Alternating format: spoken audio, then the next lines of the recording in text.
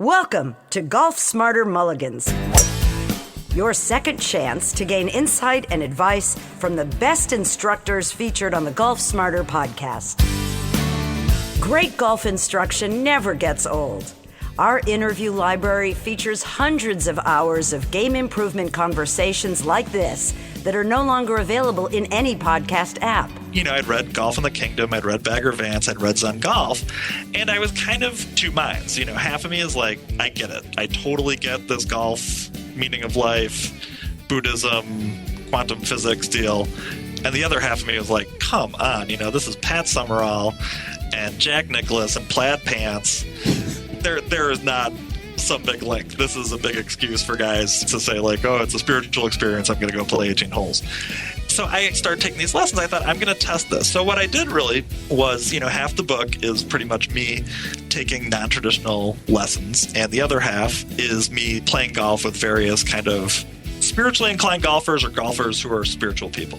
With another interview from the archives of Golf Smarter, here's your host, Fred Green. I wanted to share an email sent to Eben that I was copied on from a Golf Smarter member, Martin Baker, who wrote to him from Australia. He says, Dear Eben, thanks for the email advice for drawing and fading the ball. I practiced your concepts of the roller coaster and reviewed the DVD before venturing forth to the golf course.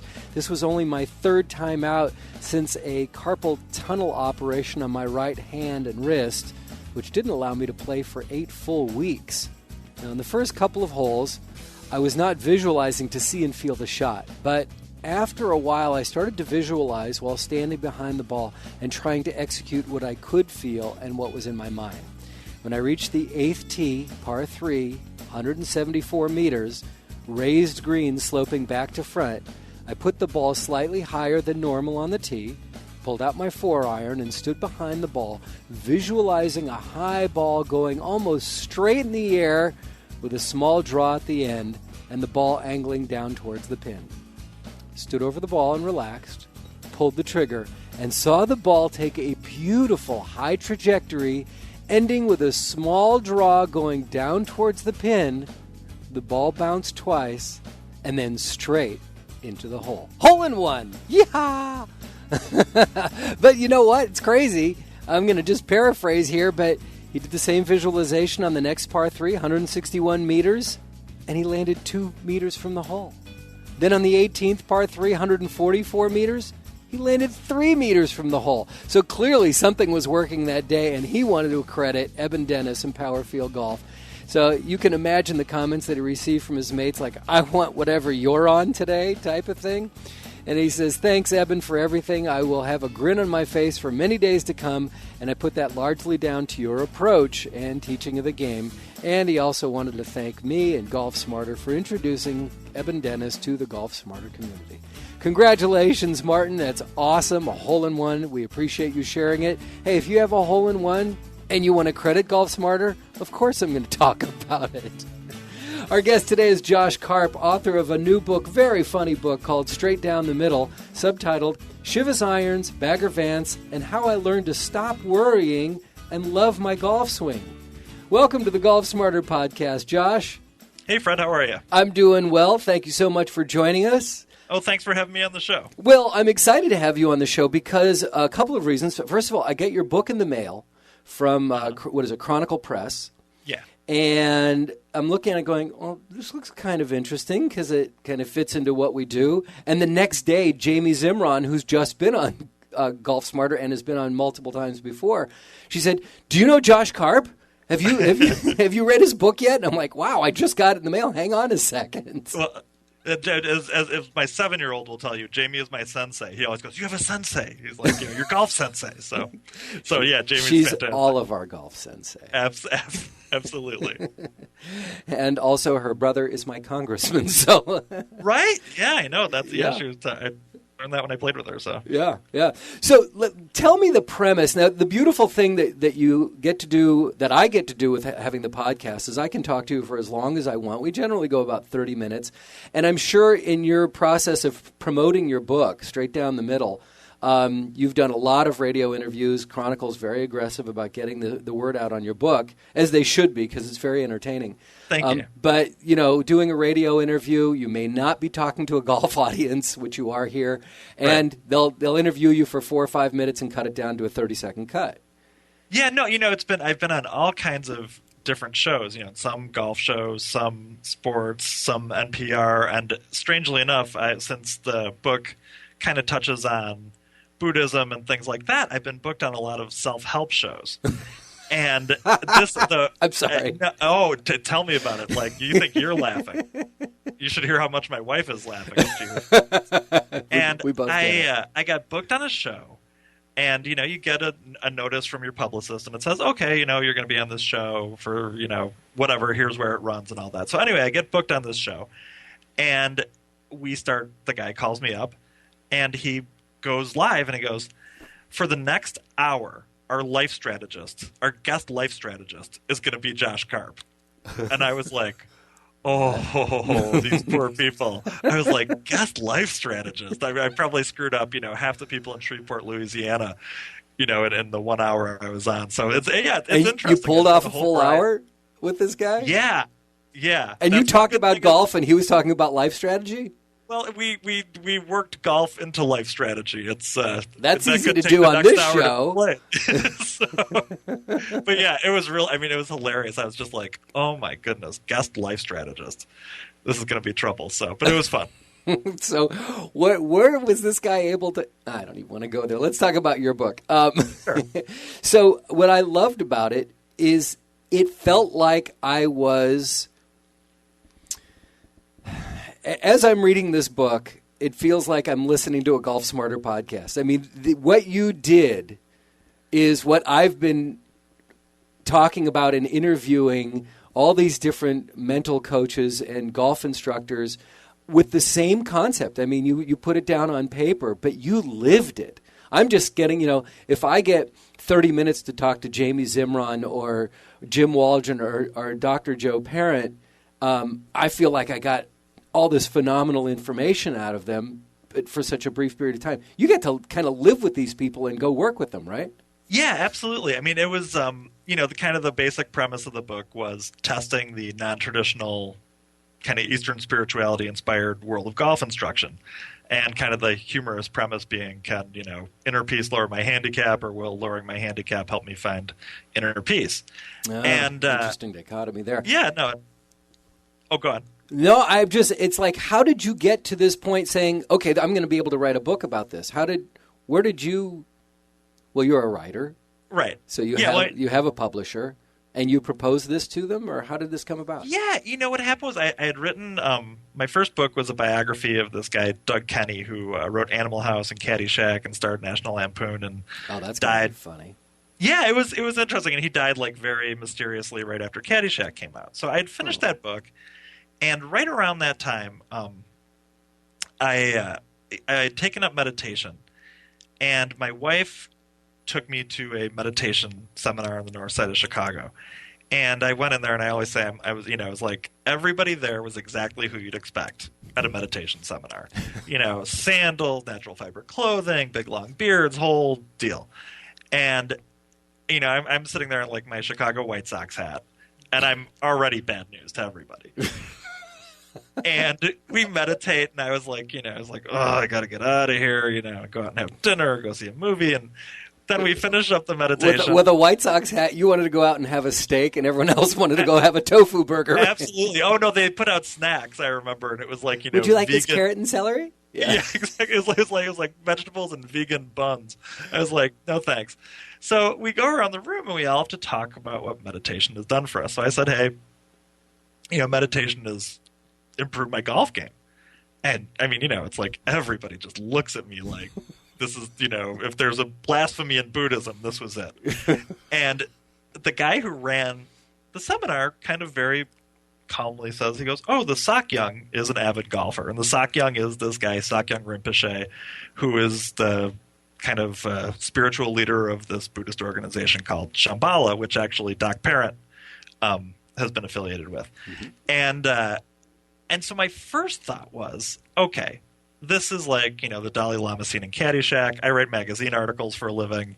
I'm like, I'll go play golf with this guy. He'll wear flowing orange robes. He'll enlighten me during the course of 18 holes. This will be great. So I started pursuing him, which proved ultimately impossible, but which took about 2 years during the course of writing the book, where I was trying to get him to play golf with me.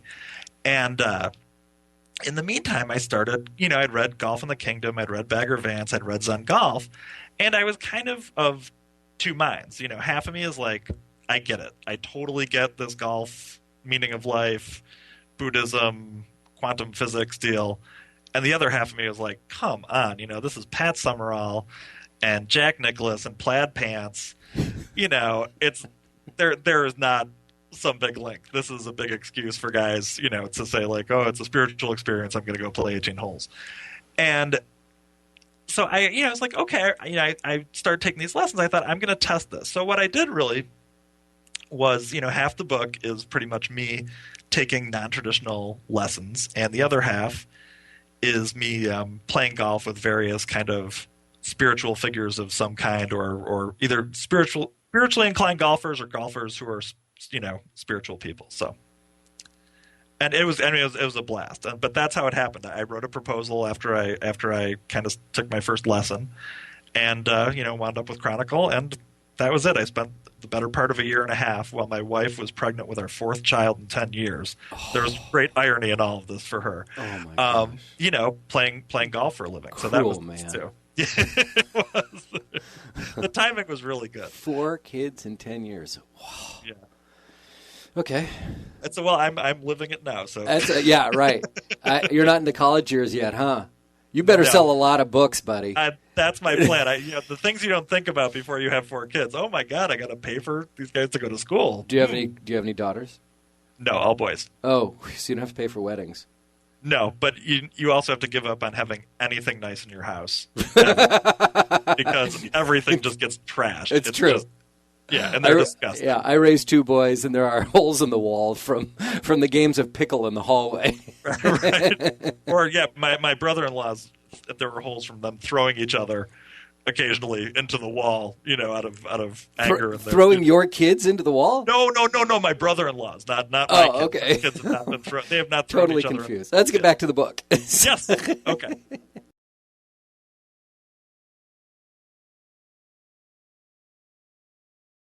We can talk about your experiences, but I'd really like to talk about the people that you worked with that we've talked to on the show. And I got a list of at least 6 people that we've covered on this show that you've already worked with. And I think what I want to do is start with Dr. Joseph Parent. Sure. Tell me about, I've had a chance to play golf with him once. And I've had him on the show like 4 times in the last 4 years. I mean, I just love his stuff. And actually, the reason I started the podcast, he was our very first guest, is because the book Zen Golf, to me, was really a game changer. Literally, it changed my game and my approach to golf. So it was absolutely. So great for me to get him on the show, and it just meant so much to me. No, first of all, I spent a day with him, and just a wonderful guy and great company, and and a for real Buddhist too.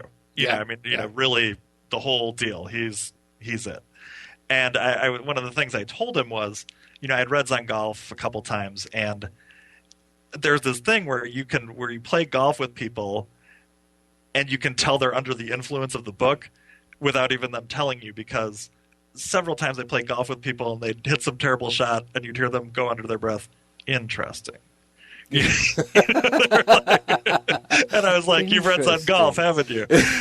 Interesting. Yeah. So I went and I spent the day with Doc and Ken Ziegler, who's, kind of his right-hand guy. Yep. And it was really fantastic. I mean, we did some meditation practice, and we, went and played golf and just kind of talked as we were playing about some of the philosophy behind what he's done and some of Doc's background.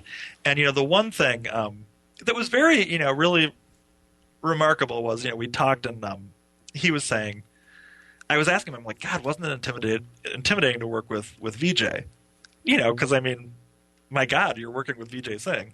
And Yeah. he said, no, he said, I have unconditional confidence. And I was like, oh my God, it's like, I was like, I'm the anti-unconditional confidence guy. So I You was are like, that's so like our audience. right. You I are was just like, like that's perfect. where I want to get. I'm shooting. I was like, okay, there's my goal: unconditional confidence on the golf course. But yeah, no, I mean, it was really, I really enjoyed his company, and I learned a great deal from him. And really, what I enjoyed about him was we could have kind of a serious. I did not convert to Buddhism and working on this book, but I learned a lot about it, and I learned a lot from him about Buddhism and applying it to my golf game, and really, not being reactive when you do, when you do something lousy, and that happens to me a lot. So it was very good. It was good. I'd read the book, but it really, to see it in practice, when he hit a lousy shot, he was just like, it was gone. He was over it and just marched on. And I was like, that is a fantastic example for me to follow. And that's true. I mean, so good. He's living it. He's walking the talk. Oh, absolutely. Yeah. Good. Well, I need to break for a little spot here. It's kind of like the perfect place to break because this episode of the Golf Smarter podcast is brought to you by Audible.com. Are you an audiobook guy? I occasionally listen to audiobooks, but yeah, no, I'm. Well, then maybe I'm you not should a sign huge up for Audible.com because I will absolutely. There As you go. of It's now, the I'm internet's leading provider of audiobooks with more than 75,000 downloadable titles across all types of literature, including golf, and features audio versions of many New York Times bestsellers. Now, for listeners of the Golf Smarter podcast, Audible is offering a free audiobook, which is the perfect segue here, to give you a chance to try out their service. And so maybe what you should do, since your book, Straight Down the Middle, is yet to be an audiobook, maybe you and I can work on that together. Sounds good to me. Okay.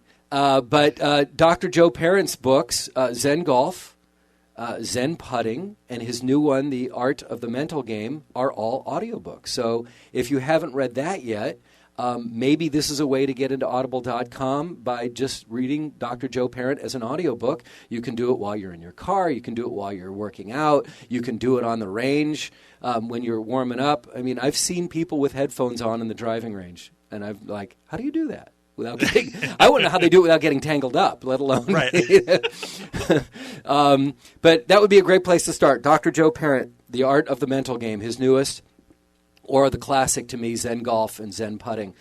They are available at audible.com. And if you'd like to sign up and get a free audiobook of your choice, it doesn't have to be one of the ones that we suggested, but you can go to audiblepodcast.com/golfsmarter. That's audiblepodcast.com/golfsmarter.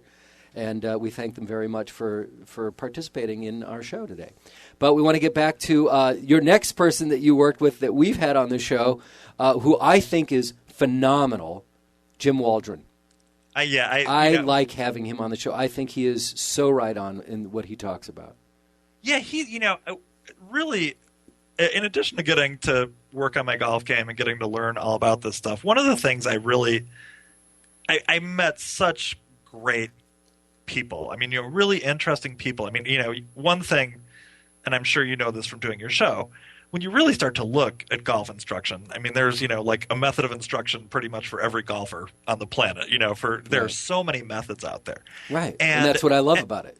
Yeah, and and different things work for different people, and so it's really interesting. I mean, I think one of the things I loved about Jim was, he had very, theoretically, I really enjoyed. He has really thought through so many different disciplines, in a non-traditional way, and integrated them into his instruction, and and just a fascinating guy, a guy who's done a lot of different things in his life. And comes to this as a really good golfer too, which right, which is impressive. But no, we had a great time. We spent 2 days together in Portland, or outside of Portland in Banks, Oregon, and it was really, one of the things, one of the premises behind, say Bagger Vance, for example, is that there's this idea of having an authentic swing. And one of the great things about Jim was he was like, well, that's not true.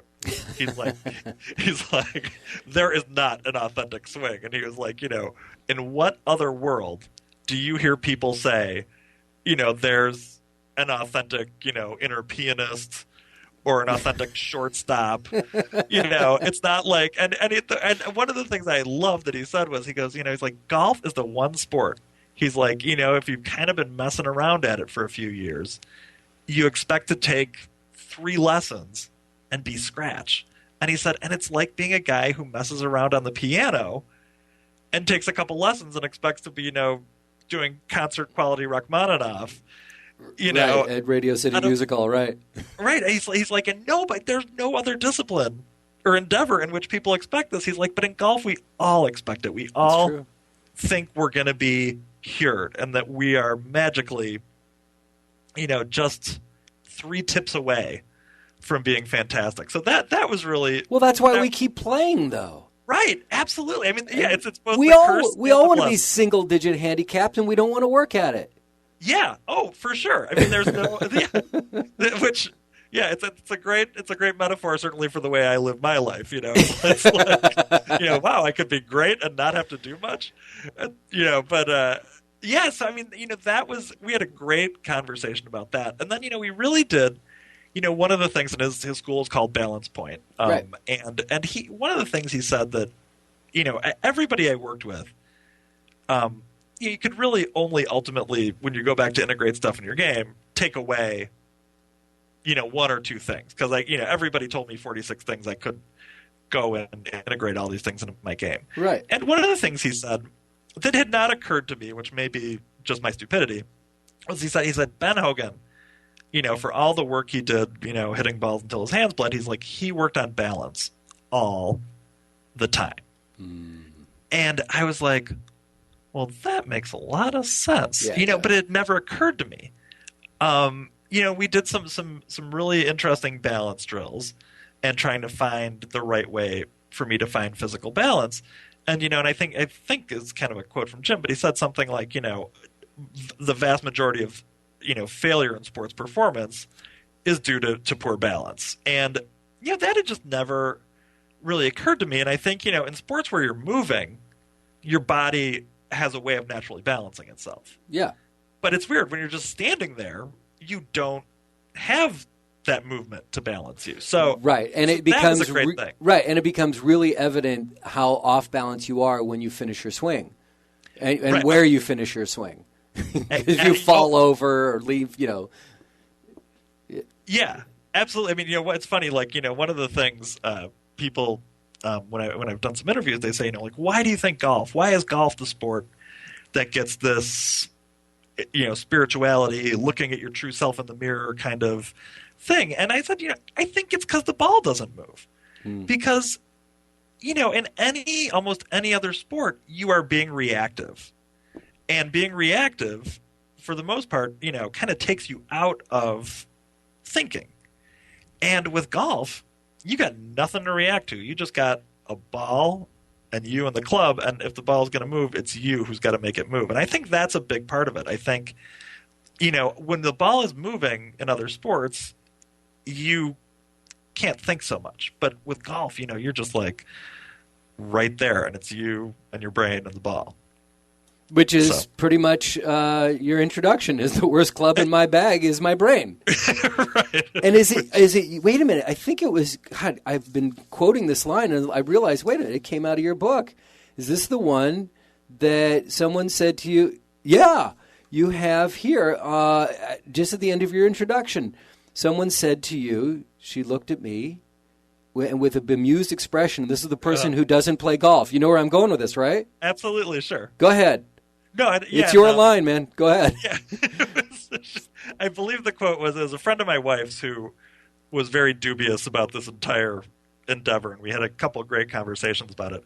And I was explaining the book to her, and she goes, "Well, of course people think golf is like life. You play against yourself, and you can never win." Oh. And I was like, "You really understand golf." Like nailed it right there. Right, absolutely. You play against yourself, and you can never win. Oh. Yeah, that's for she should be teaching. Why do we keep doing this?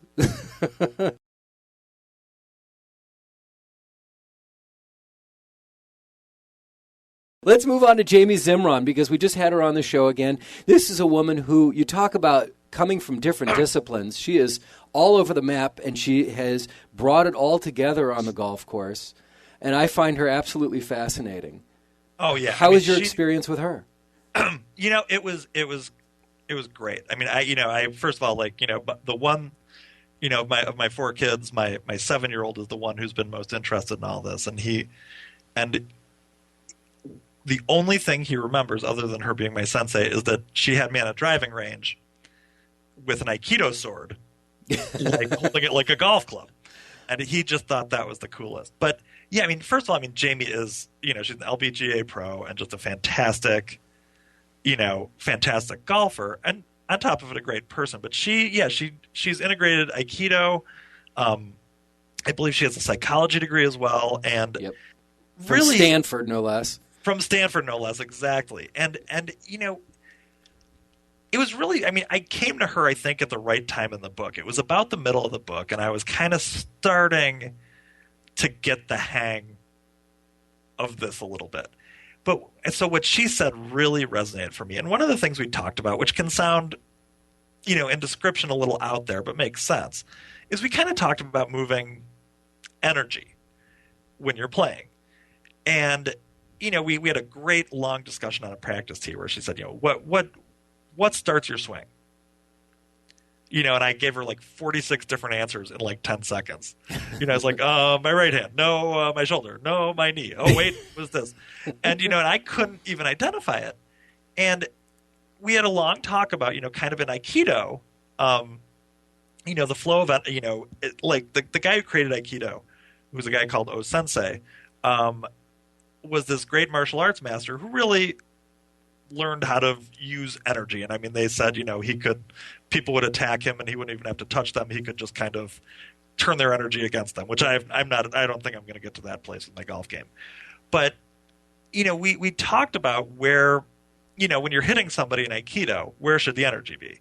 And it's, you want it right in your fist or your hand or your foot when you're making contact with the person. And that's where you want the maximum energy when you do something. I had not really thought of golf that way, about the energy really ultimately going through you into your club. And so we talked about kind of building things from the ground up, for lack of a better way of putting it. And she, one of the things, my swing was just so completely reliant on my arms. And I was really swinging. I was moving my legs and feet, but my arms were leading everything. And we spent a lot of time on the practice tee working on beginning my swing really from my feet, and using my left instep to start the backswing, kind of pushing down and in, and then my right instep pushing down and in to start my downswing. And once, this, and I hope this will come across, once I started doing that, and I was kind of able to envision my arms kind of being along for the ride a little bit more than being the thing that was generating my swing, that just, I started hitting the ball so much better. Her lessons were probably, among the most impactful in the book, and really changed the way I thought about how I swing a club and made me enjoy swinging a club. Oh, interesting. Which is also, one of the things I learned, and people are always like, what do you take away from this, And the one thing I learned was, you should really learn to enjoy swinging, because that, make your swing something you enjoy, because I think so many of us, our swing is a source of frustration, and we see it only as a vehicle to get the ball from here to there. And I think if you really learn to enjoy swinging a club, it's like running, and if you're just running to lose weight, it's a lot different than if you're running because you really like running. Wow, that's an excellent point. That really is fabulous. Oh, yeah, she's good. I wish I came up with it. Yeah, right, exactly.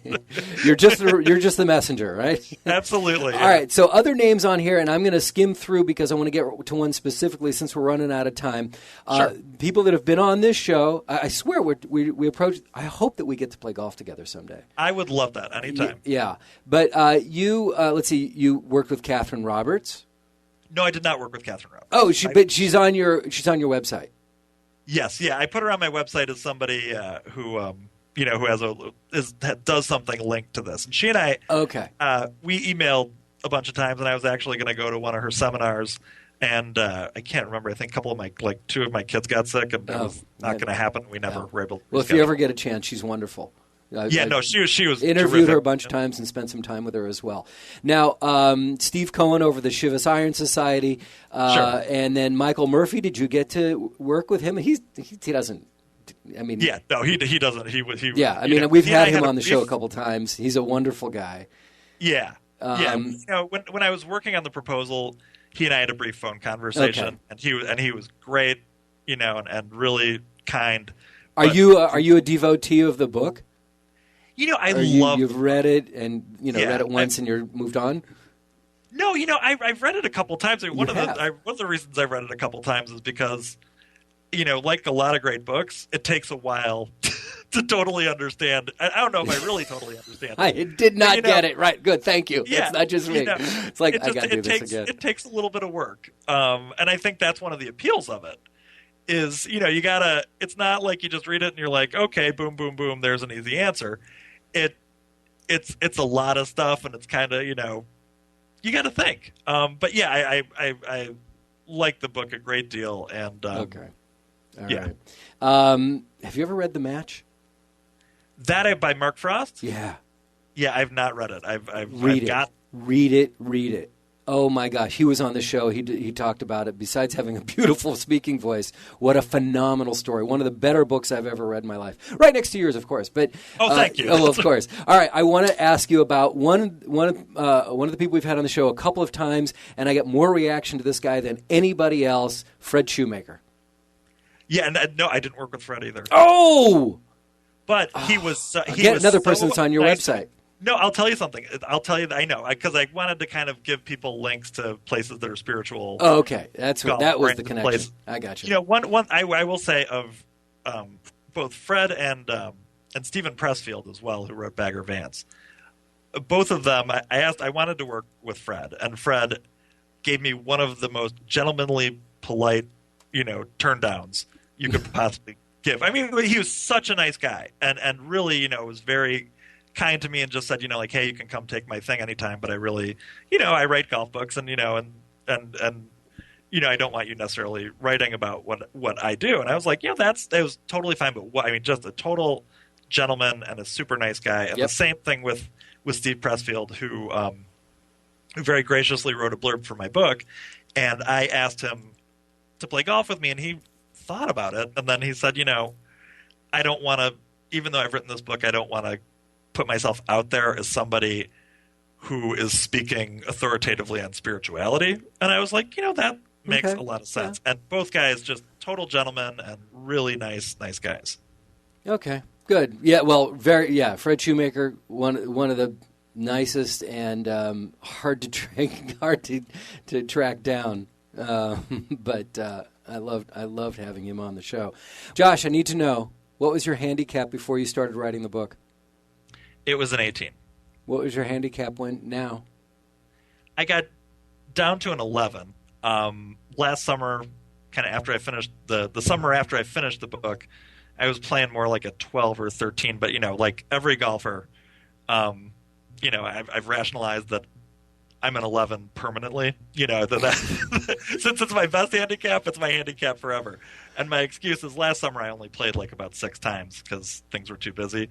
But when I'm playing a lot, I think, I'm an 11. And I got down to an 11 very consistently for a while.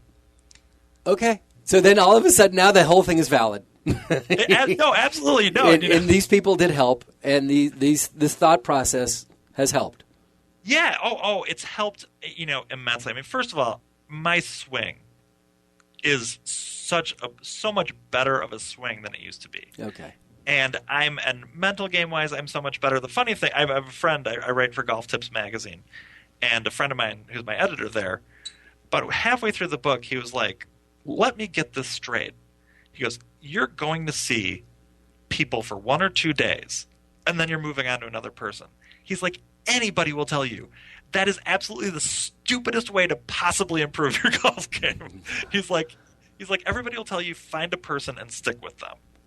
And, but what was really interesting is they helped me in ways that no other, instruction I've ever had has ever helped me. So, yeah, it improved my game immensely.